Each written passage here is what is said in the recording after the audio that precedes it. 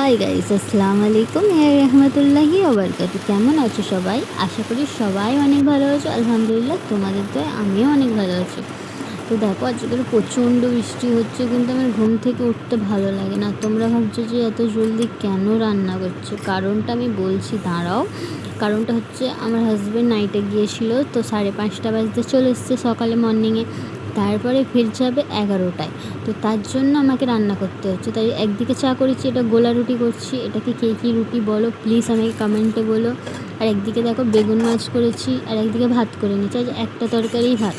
ফের আমি তো আমার শাশুড়ি দুজন মিলে চা খাবো, এত জলদি তো ভাত খেতে ভালো লাগে না। কিন্তু আমার হাজব্যান্ড তো ভাত খেয়ে যাবে না, সে সারা রাত ডিউটি করে এসে ফের সকালে ফের 11টায় যাবে, ফের রাত 9টায় আসবে।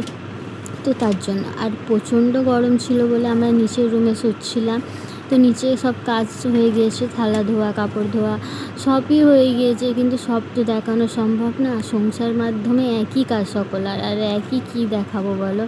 তো তার জন্য ফের নিচের কাজগুলো সেরে উপরের রুমে চলে এসে গাছ, দেখো গাছ আমার খুব ভালো লাগে। তো গাছে কার কার গাছ ভালো লাগে কমেন্টে বলবে। আর দেখো, উপরের রুম আমি পরিষ্কার করে নিয়েছি। তারপর জানলাগুলো খুলে দিলাম, কেন উপরের ঘরে এত গরম, তো ভিতরের হাওয়া বাতাস আসবে। Tata, bye bye.